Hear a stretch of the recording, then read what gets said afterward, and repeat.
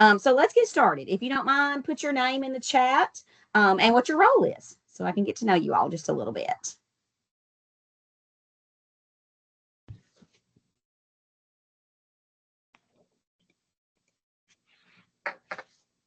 Just your name and role in the chat.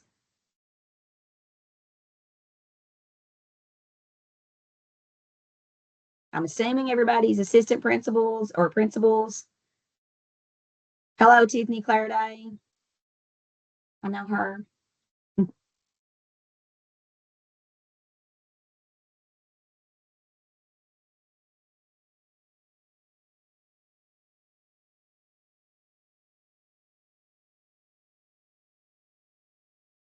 All right. So I know a couple of you. Good to see you all. We'll know each other a little better when this is over. So first of all, instructional practice guides are the they are what good literacy, strong literacy instruction looks like in Tennessee. That's what the focus is. Really thinking through why we use instructional practice guides. There are several reasons we can use them. We want to build that culture of continuous learning is what we want to build for all educators, knowing that whatever tool you hold or whatever role you hold, you can use these tools to improve instruction and improve the learning experiences for all of our teachers. And we're really thinking about keeping the students at the center of all of our moves. In order to ensure that all students have access to grade level content, it does take strong core instruction. So although this instructional practice guide is typically used in core instruction, we really want to make sure that we are hitting those indicators for any type of instruction that students receive. So even if they receive instruction in other settings, these instructional practice guides really name and stamp what good, high quality literacy instruction is for all learners. So we want all students to have access to grade level content. And we also then want to leverage those high quality materials to think about access points for those students that may not be up to grade level just yet. So we're really thinking about building up to grade level rather than teaching down, if that makes sense.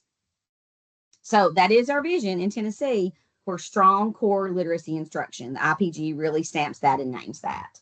So we have 2 IPGs in the state of Tennessee. I'm sorry, guys, I've got multiple screens and I'm trying to, there we go. 2 instructional practice guides. We have the foundational skills, which is built for pre-K through 2, and we have the knowledge building, which is K-12. We know that both of these are equally important to use as they essentially represent the 2 strands of the reading rope. So if you remember the reading rope, you have the word recognition, the word decoding piece at the bottom, and then our language comprehension at the top. And it is really crucial in those K2 spaces to make sure we're using both of those IPGs in various ways so that we have those strong foundations.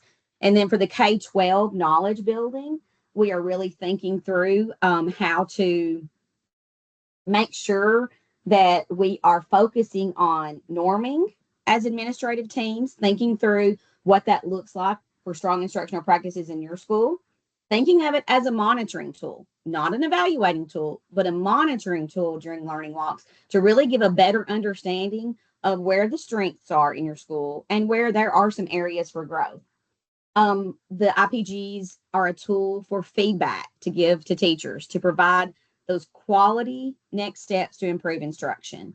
And then connecting that to their intellectual preparation cycle, including student work analysis. So as you're in learning walks using the IPG tool, there are some connections back to what the prep looked like for this lesson, and then how to push that prep forward to have considerations based on strong instructional practice.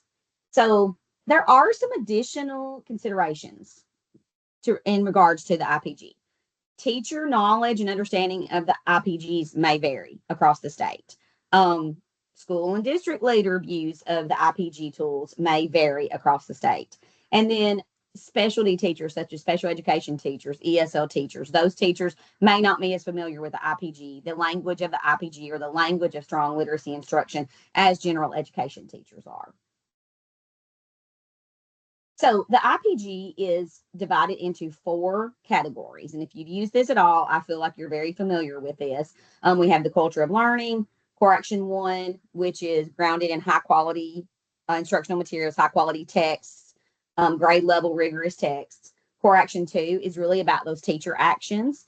And core action 3 is about the student engagement. So we're going to orient you to both tools today, the knowledge building tool and the foundational skills tool, and then talk about those high level indicators of literacy and fiction. We're not going to go, not literacy instruction.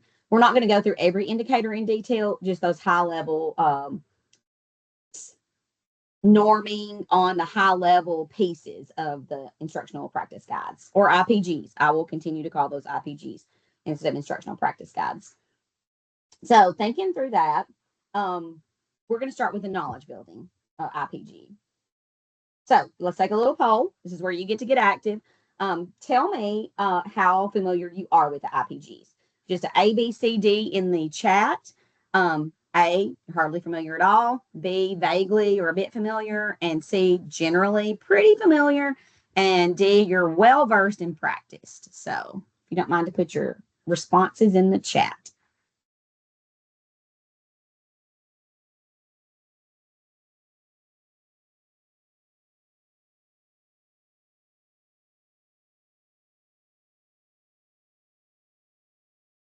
It looks like we've got a good mix. Some A's, some B's, a C. We've got a good mix. So vaguely familiar or generally pretty familiar, B's and C's, and then an A there. So please feel free to stop me. If you know me in real life, I talk fast, I go fast. My sense of urgency is typically a little bit higher than everyone else's. So please feel free to come off mute and say, hold on a second, stick something in the chat. Michael will be looking at that for me. Please feel free to stop me at any time so that you can get your questions answered and that you have a better understanding of the IPG when you leave. So I just want to make sure I name that I talk fast and that you feel free to stop me at any time. Happy to stop. So the Tennessee K-12 Knowledge Building IPG, again, like I said, is focused on 4 areas. We have the culture of learning. That's really talking about environmental readiness. We'll get into that a little bit more. Correction 1, I told you about the high quality text at the center of instruction. And I want to name here, I want to stamp here, high quality text at the center of instruction, but it really is that the majority of the lesson is grounded in a high quality text that's at the appropriate complexity level and that the students are engaged in that text. So really stamping that we are really keeping students at the center of this. We're really monitoring their learning through some instructional practices. And then correction 2 is about how the teacher is holding those students to high expectations through the use of the questions and tasks, so that we're really thinking about how the teacher herself has that knowledge of the standards to really help students access that text in service of knowledge building. And then the correction 3 is the opportunities for student engagement. So we're thinking there about, we have the questions and tasks in correction 2, but we're thinking about in correction 3, how the teacher is providing opportunities for all those students. And in turn, how are those students taking those opportunities? So in a nutshell, so we're thinking about it in a hierarchy. When we walk in, we're thinking, is the classroom ready? Are they ready to learn? Is the material the correct? Now that we know the students are doing what they're supposed to be doing, are the materials the correct materials? Are the teachers using the materials in the correct way? And then that opportunity for student engagement, are the kids the ones holding the cognitive load? When you leave that classroom, were the students the one that were really building the knowledge that day? So any questions there before I go on? That's just the high level thinking through what each one of the buckets are in the knowledge building. Practicing my wait time there, Michael. Okay, so let's go ahead and dig into our culture of learning.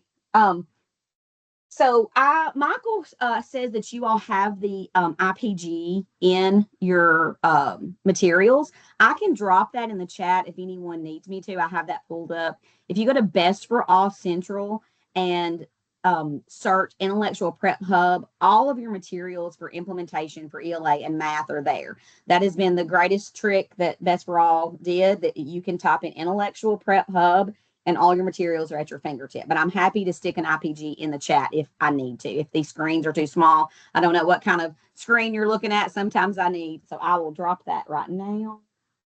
And while she's doing that, just so you all know, the IPG is found in the course itself. So the link that you should have received yesterday, when you go to module, I believe it's module 1, it could be module 2, but when you get into the modules, you will actually see a link to the IPG itself. So even though you can obviously use the one that she's going to provide a link in the chat for you as well, I want you to know where you can find it in the course itself.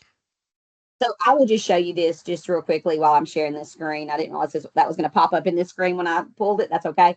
So like I said, if you go to Best for All Central and you search Intellectual Prep Hub, this is where everything for literacy and math implementation lives. So you have some your intellectual prep cycle there, unit and lesson prep protocols for both math, ELA, and then foundational skills are found here. Lesson prep protocols, student work analysis protocols are there, and then your instructional practice guides also live here. You have your foundational skills, your K-12 knowledge building, and then your math IPG. As well as some really, really good resources for ELA and math. And we now have ELA standards guides for grades 3 through 12. We did have 612, 3 through 5 was released this summer. K2 is in the works for any of you that are in that area. Our Tennessee Foundational Skills Curriculum Supplement is also there. And then we also have our math IFDs. They're called standards guides in ELA and IFDs in math. If I got to rule the world, they would be called the same thing, but I don't, so that's okay. So standards guides for ELA and IFDs for math, those really give a deeper understanding of standards for both ELA and math. And then the implementation frameworks live there as well. So while I am sharing, I just thought I would show you that it's just so nice to be able to search one thing. I get a little lost on Best for All Central, if I'm being honest, and I'm supposed to be more familiar with it, so I know that's a learning curve of mine, but I love that I can search one thing and find all those materials at my fingertips. Okay, let me go back to my presentation. So in case you can't see this, you now have the copy of that. So for culture of learning, is the classroom environment, everything is focused on this question, is the classroom environment inclusive and supporting while expecting engagement for all students? So take a minute to read through the indicators. I promise I can be quiet for a minute. Read through those indicators. And just so everybody knows, if you're having an issue, like maybe it seems a little too small to read, there should be a zoom in feature at the bottom of your this Teams call to allow you to zoom in to be able to read it.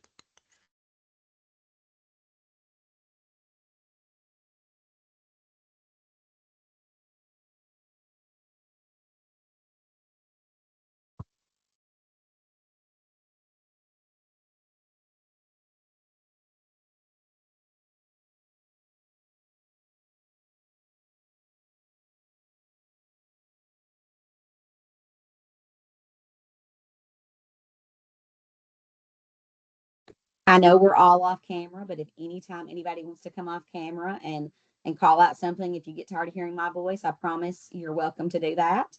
I want to call out here that culture or environment and culture of learning should be viewed differently. So the culture of learning is specifically calling out the academic environment that not only prioritizes each student's learning experience, but it also ensures that time spent throughout the lesson is well organized and that time is spent in the most meaningful way to help all students stay engaged in learning and then be successful. So, digging a little deeper into culture has been on my radar for a little bit, that we're really thinking through how I want to just call out for myself, calling out that students are engaged in the work of the lesson from start to finish, and there's a sense of urgency about how time is used. Let's talk a little bit about bell ringers. If I go into a 90-minute class and we've been in the class for 20 minutes and we're still working on the bell ringer, are we really getting to the most crucial piece of the text? So I think about those things when I think about culture of learning. Yes, I want my classrooms to be warm and inviting and safe. I also want my students to feel as if they can make mistakes along the way and participate in the learning process, because we know as adults we do most of our learning through our mistakes, so that they have that safe place to make those mistakes and that conversations can happen. Yes, we want the behavioral expectations to be there, but along with that, that does sometimes call for some activity, some conversations. It doesn't just mean it's quiet if we have a culture of learning. So that's something that um, I'm really considering as I go in about what those teachers' expectations are for the students learning, for what they are expected to learn. Anything there we want to stop and discuss about culture of learning? Any questions? I know we had some vaguely familiars there, so please feel free to ask. This is a place to ask questions. This is a safe place, I promise. Everybody is here to support everyone. Upper Cumberland, we're huge supporters of each other. Okay, so let's go on to core action one. So this is where we're really thinking about high quality text at the center of instruction. And we're really thinking about the hierarchy. So we went into the classroom. So first we check, are the kids able to learn? We're looking at that. And then we're seeing if what's being asked of them is appropriate. Are they using high quality texts that are grade level and rigorous? So you get to drop an answer in the chat after you look at these indicators. So I'm going to shut up for 1 minute and let you read. Think about the CA1 indicators. And then when you're ready, drop a line in the chat box to answer either question, two questions. What stands out to you about this domain, or what questions do you have about this domain? So 1 minute, what stands out, or what questions do you have about core action one?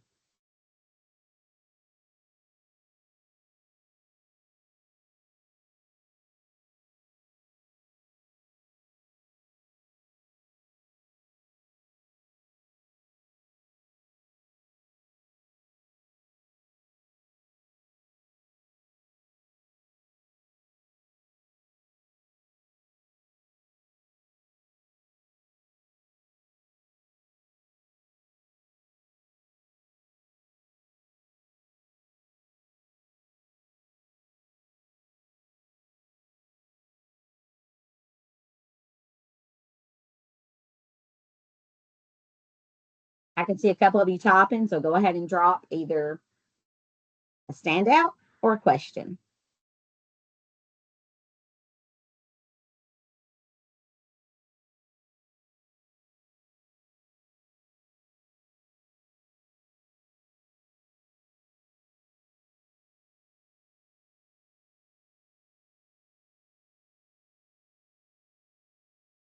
I love that too, Emily. The updated team rubric actually calls out HQIM.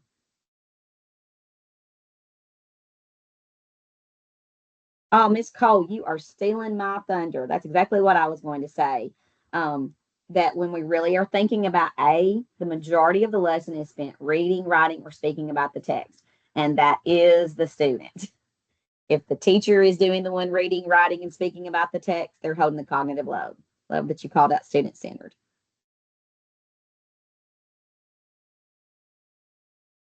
Thank you, Demetria. Grounded in the text. Exactly.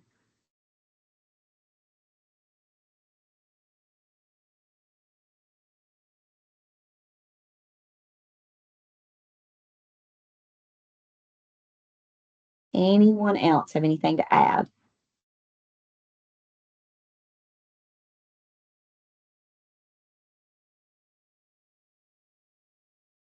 I want to call out here, since we have some A's and B's that wants a little more familiarity.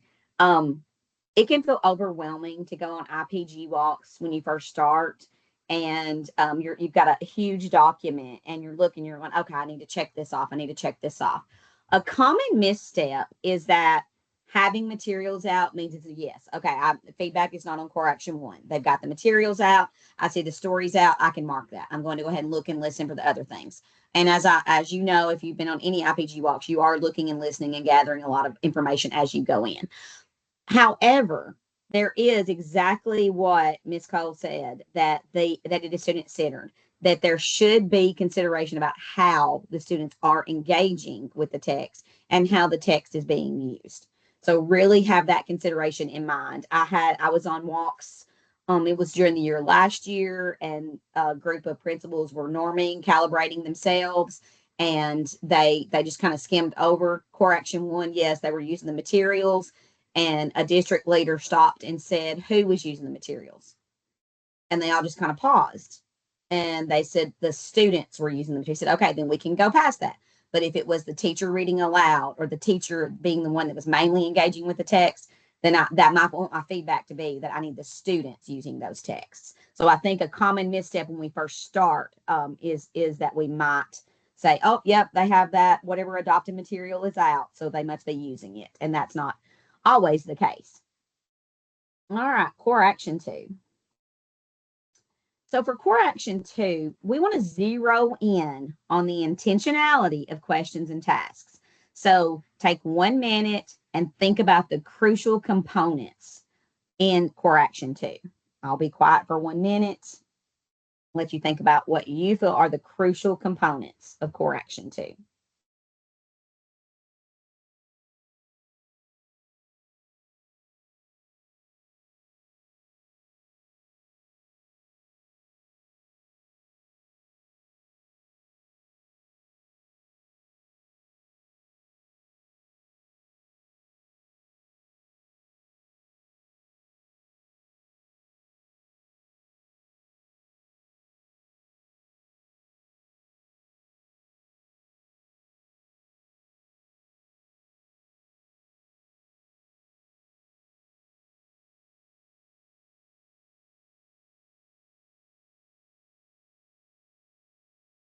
So, oh, Dwayne, I see you typing there.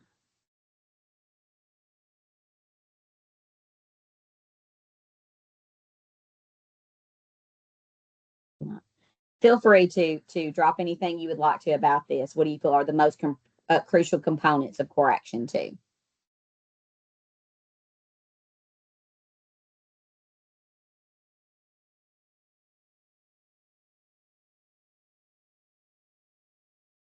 Exactly, Dwayne. About the students using the evidence, students delving deeper into the texts.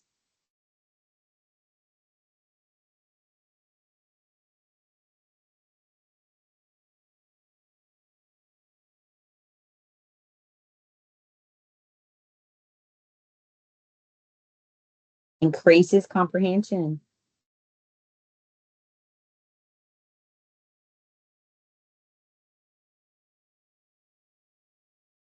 Big picture, you're looking to see that the teacher gives those students the opportunities to demonstrate deep comprehension, to increase that comprehension of the most important ideas of the text. And that the students, just like Dwayne said, again, are using the details or the evidence from the text to support their thinking. The emphasis here is on deep comprehension. That is intentional. Students should be given that opportunity to really use those texts to support their thinking, to really have ingrained that key skill that they need for the workforce, for college, for their future readiness, honestly. And so, are teachers using their time wisely with the questions and tasks? Are we spending the most time on those crucial questions and those crucial responses? And how are we, handling the responses as well to really get to the important goal of the lesson? To really think through what is the knowledge that the students are building? What is the entire unit? Have we really thought through what I, as a teacher, need to take my students through to get them to that really essential question, all those things that are in our HQIM. The HQIMs are designed with intentional question sequences.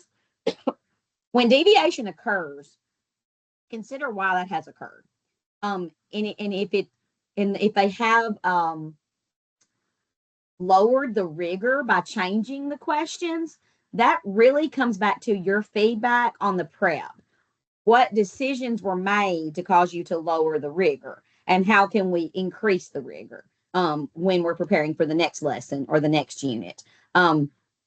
Unintentionally, these things can happen, As teachers, we want our students to do well. So there tends to be some over scaffolding at times.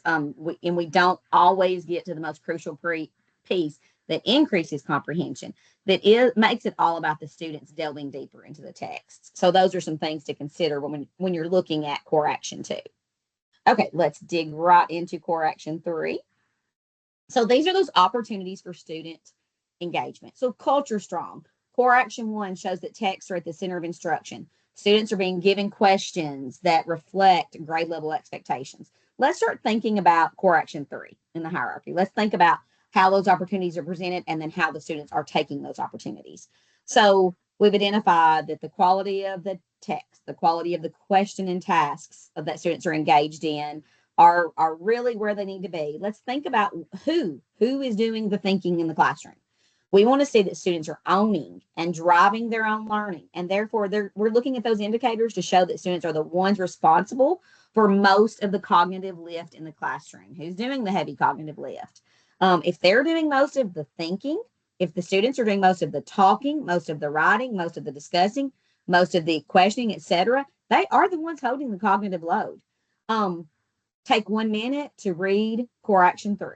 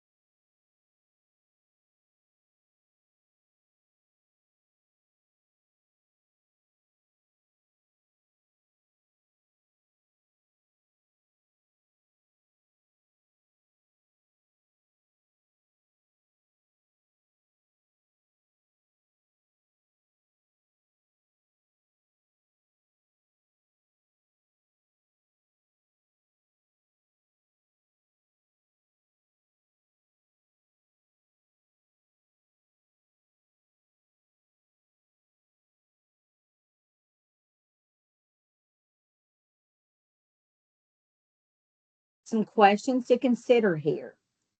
Who is doing the major work? Are the students truly engaged in the reading, writing, and speaking opportunities? Are the teachers' expectations high in regard to student responses, including providing text evidence when answering? And is this true for all students?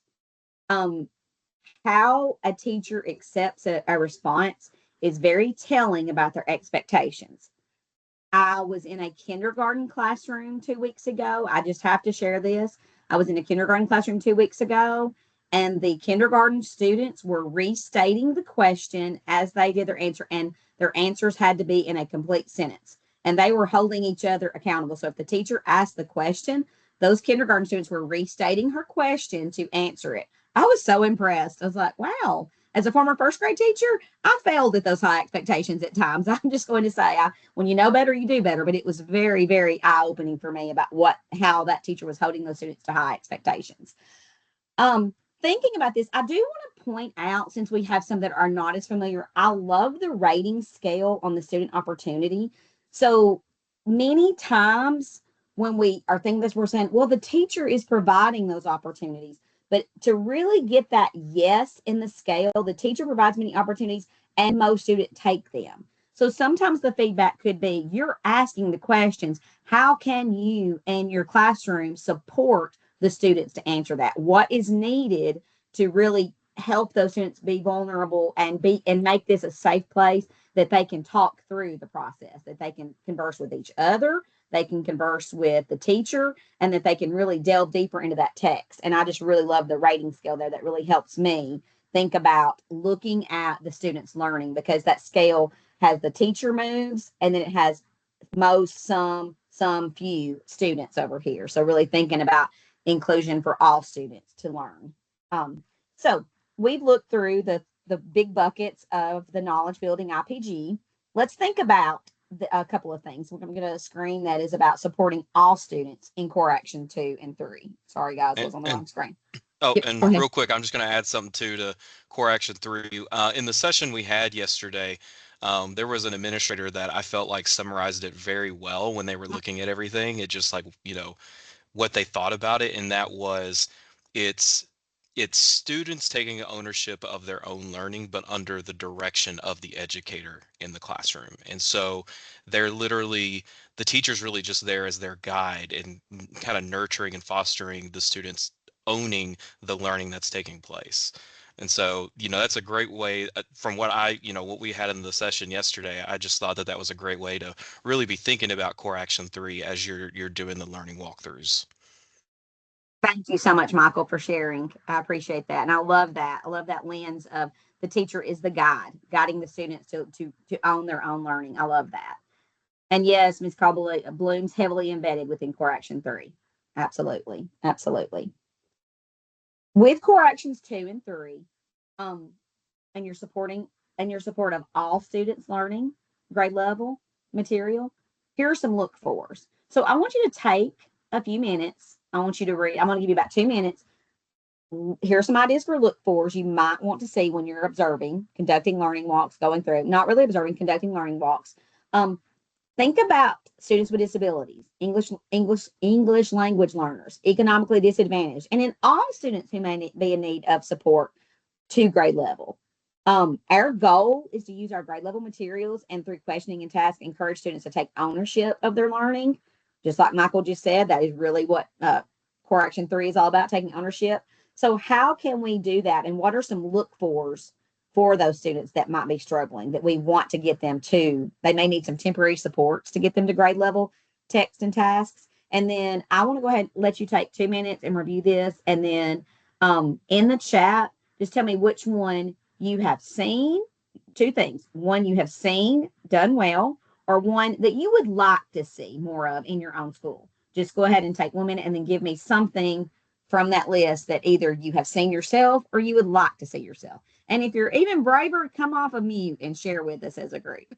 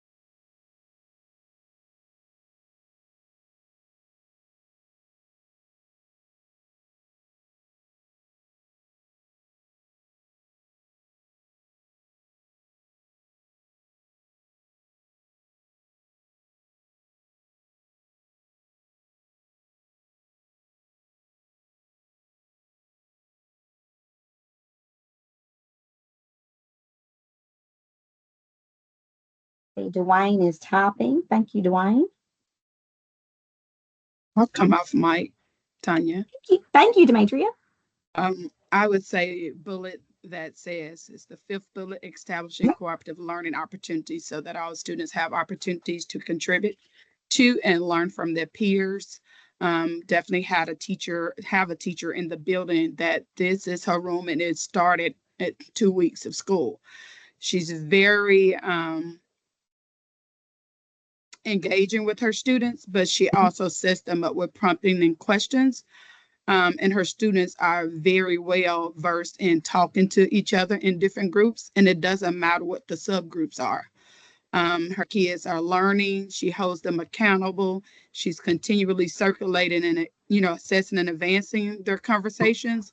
But to witness the proof of that, I had to speak to one of her EL students, and that EL student said in her classroom, he felt so supported more to be able to go back and write what was being asked of him in the task because he had already been able to talk to his peers and work with them in groups and writing and conversation about it. So he felt like he had more to write about when he got back. So not only did he hear from his perspective, he said he liked to hear what his other peers had to say. So it spoke volumes. It was not just her general ed kids, but her EEs and ELs all feel the same. You would not be able to know who was EL or EE in the room unless you knew the students.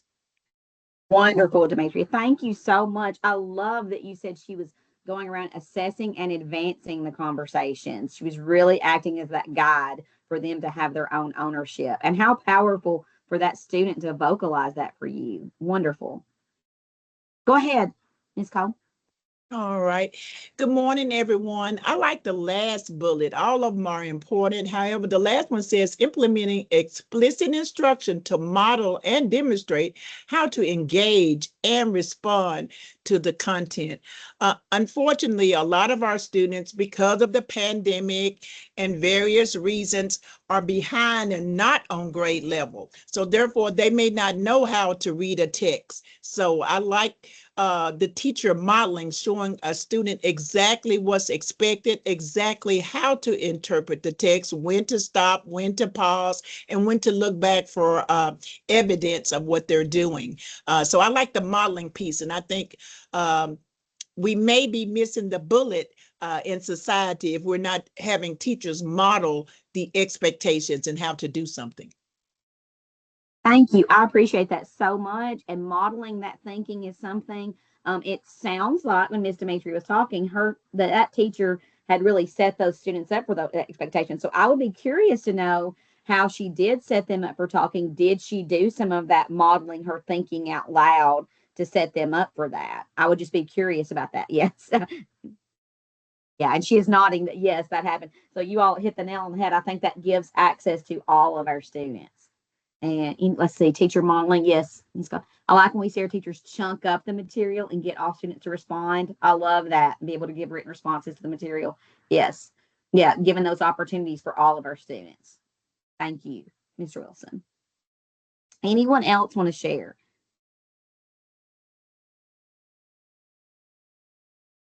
Okay, we will move on. So thinking through, and I'm going to share. We're going to talk just a little bit. We're going to work on this a little bit. So we're thinking about great lessons being connected to solid lesson prep. So we can sometimes see where in the middle of a lesson maybe there was missed opportunities. So I think when we're prepping for those missed opportunities, helping teachers see how that prep for the sequence of questions or the task that they need to get to can really be impactful. So I'm going to move this down and I'm going to let you just look at one section of core action 2. And I want you to think about what teachers need to do to prepare for this core action in practice. So like, what do they need? What do teachers need to prepare for to really hit this? I'm going to move this here. Well, that's going to pop here. Yeah, that's exactly where I wanted it. Oop. Out of the way. And we are just looking at the summary of core action 2. Let me make that a little smaller. The core action 2 summary. Teacher uses questions and tasks to reflect the depth of textual analysis required by grade level standards and integrate these standards in service of building knowledge. So as a teacher is preparing for a lesson, how does she prepare for core action 2? I've just got that highlighted in blue there. I hope it's large enough for you to see.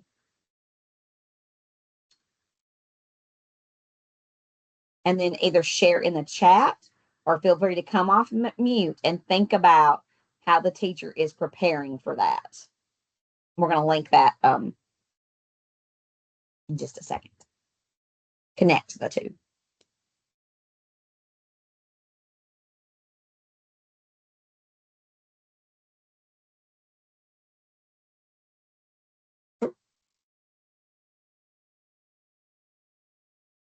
Sorry, guys, and all that clicking around, I turned my camera off. I didn't even realize it.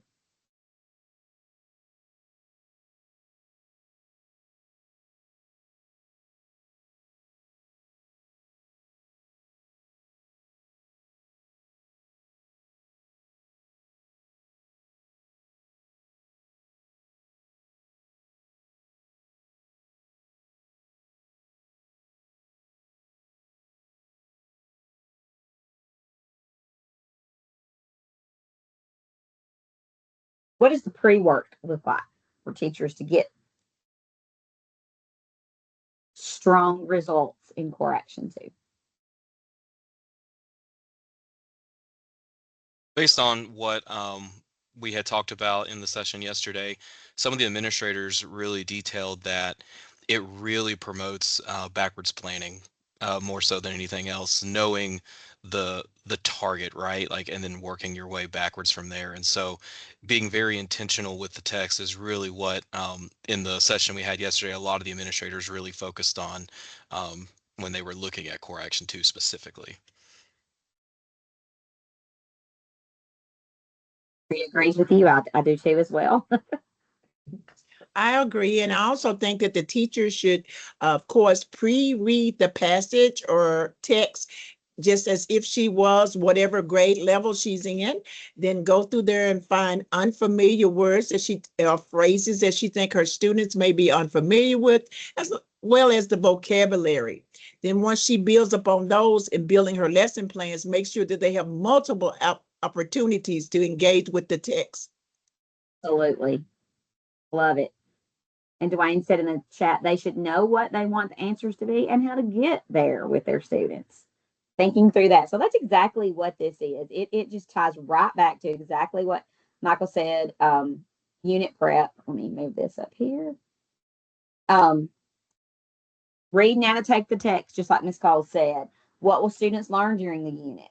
How will they demonstrate their learning? How are we going to get there with the students? What are the no's and the do's to get to mastery?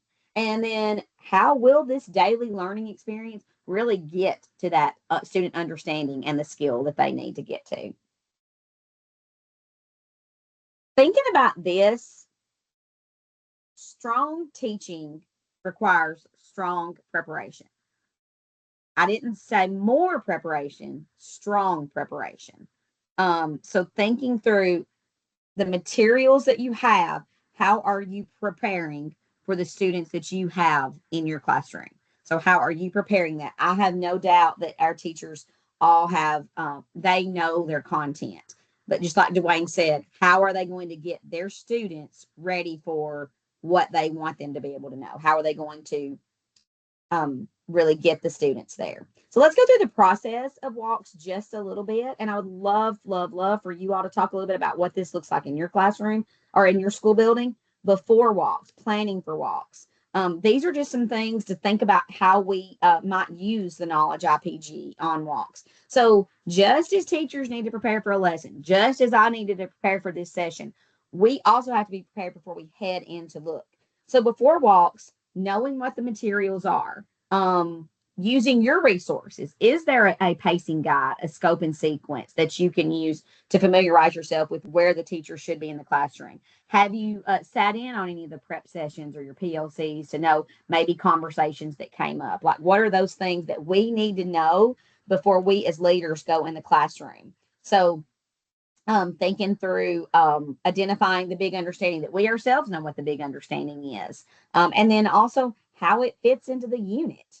And also thinking through what should the students be taking away from this? What is the knowledge we needed to build today to get to the larger point of the unit?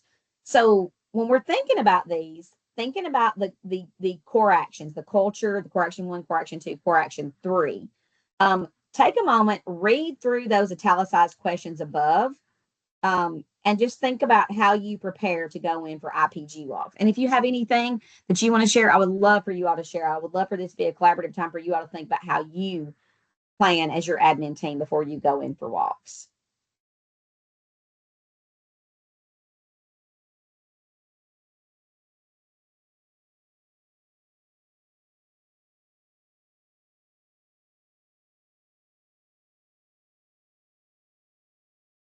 These are just those high-level questions, high-level stamps for each of the buckets.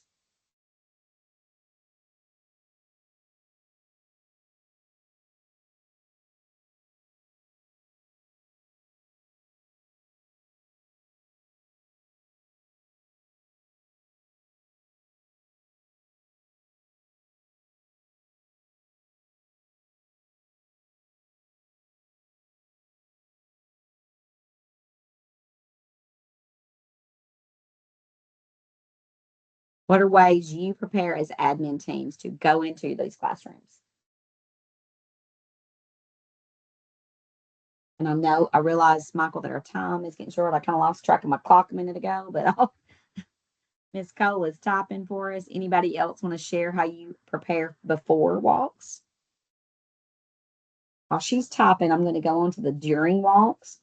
I just want to say that when I go in for walks, I have blank pieces of paper just to take my notes because I hear wonderful things teachers say. I also like to capture things that the students are saying because you prepared so well for this lesson. I heard student A say this about the lesson. If I don't have my paper in there, I will not remember that. Not because the teacher wasn't wonderful and the lesson wasn't wonderful. It's because my almost 50 brain just will not hold it all. So I'm not hiding that I'm capturing things. I have the IPG tool with me, and I do have a blank piece of paper, and I do have my iPad so I can see the curriculum.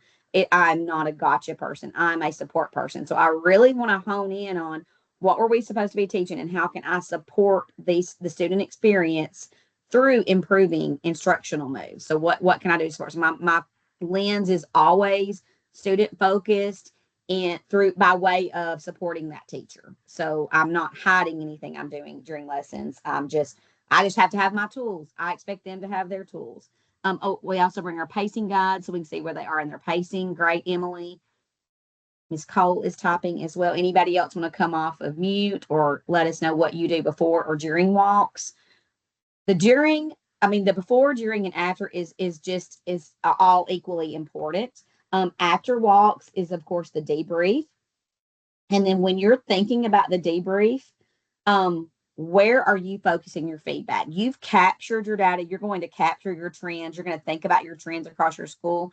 But as you debrief, what is that focus of your feedback? What can you do? Are there some teacher moves that can be improved that you can provide some feedback? Does it go back to the intellectual prep and how we are preparing for the lessons and the units? And then what actionable steps can you provide the teacher? So what can we really think through that is going to be something that's going to impact student learning? After professional development planning with the teacher as an admin team, we determine the purpose of the walk and which single component we're looking for. I love a narrow focus. I feel like we get so much, so we gain so much when we have that narrow focus, Ms. Cole, and we have clarity with our admin team, clarity with our teachers, with what we're looking for. So, an actionable next step. We're really thinking about how does intellectual preparation impact and drive high academic expectations for these core actions? And I love that we named that we have that single component. Anyone else? And someone else share how you provide feedback after this or what your lens is for providing feedback. I know one next thing feedback is trending now. What is one next thing you can do? Positive based because you did something so well, you are now ready to have this next piece add on this. Really praising what you want replicated, praising those positive things while pushing forward. That's a trend in feedback right now as well. Does anyone want to share feedback? I know we're all looking for the feedback stems and what does that look like to give good feedback?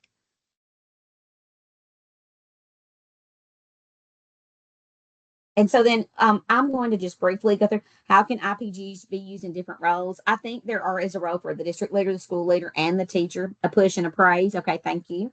And then so providing teacher, district leaders, and school leaders can provide the feedback to the teacher or the teacher candidate. Norming on strong instructional practices, just so that your vision for literacy across an admin team is clear. Using as the resource to support intellectual preparation. That can be used by all teachers can use the IPG indicators as they are preparing because that is the stamp of strong literacy instruction in Tennessee. The IPG, it is laid out there. That is strong literacy instruction. Reflection, it can be used as a reflection tool by the school leader, district leader, and the teacher. And then the district leader and school leaders, as they gather trends from IPG walks and just capture that data, they can use those to push forward professional learning opportunities, some shared learning for your teachers, and even not just teachers or educational assistants or special ed teachers or ESL teachers, all teachers that come in contact with our students daily. So those are the ways that they can be used. I believe the next, so we did not get heavily into the foundational skills IPG. And Michael, I'm not sure that we'll have time for that, but the structures are basically the same, but the differences are really in the little nuances of explicit instruction, correct phonemes and correct graphemes attached to those phonemes. Phonemes are the smallest sound. Graphemes are the letter or letter combinations that go with those. If you're a secondary, you may be thinking, how does that affect me? Well, we really want those good foundational pieces in place. And then when you have those students that come to you that may be missing some of those, that might give you some insight on some places that they might need some supports. I will go ahead and I'm going to skip down to some resources. Again, those are basically the same. What questions do you have? And I meant to go backwards and I did not. So, there we go. Questions. Any lingering questions that you may have?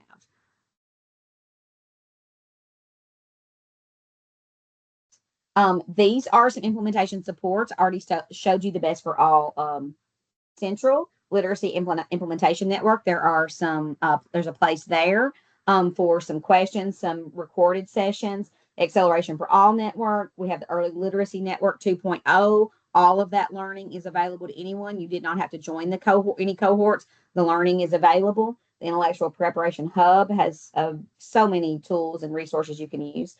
There is some on-demand learning for foundational skills. And then we still do have the Reading 360 trainings. So I will share my contact info. Of course, we know we love Dolly Parton here in Tennessee. Leave you with that quote. And then I, again, am Tanya Powell, your ELA consultant. So I will stop sharing my screen, Michael, and let you wrap up. Thank you guys so much for your engagement and your vulnerability. And I hope the session was helpful for you. Feel free to reach out. Do you have a question, Dimitri? Okay. Oh, okay. I was going to say, Ms. Johnson, if you have a question, you can come off mute and ask it. But Yeah. I do want to go ahead and thank you, Tanya, for being here today and presenting to these administrators here in the TASL Academy. I just want to real quickly, I know you guys got a lot going on, so I'm just going to touch base on the email that you received yesterday talking about some of the changes of what you'll be doing in the actual modules itself. So when you open up the coursework in the TASL Academy for Course 2, it will detail in there that you need to try to set up a co-observation with a district level instructional supervisor for the ELA IPG. That is not necessarily the case because these learning walk teams are, vast. You have other administrators, you even have teacher leaders that you may have on these learning walks. And so because of that, you can use any of those outlets as your co-observer with your learning walk using the ELA IPG. So don't think it has to be a district level instructional supervisor. You can use the other members of your learning walk teams as well. Because of that, it is going to affect what you can do a little bit with specifically module number 3. And that is why you got the information yesterday that basically said for module number 3, the only parts you have to do are question 1 and then the last question. The other questions, you can just put in the word omit there and it'll basically take care of that for you. So just make sure that you have all those items taken care of. And again, the course will close on December 13th. I hope you all have a great rest of your semester. And if I don't hear from you, I will see you all in January. Y'all have a great one.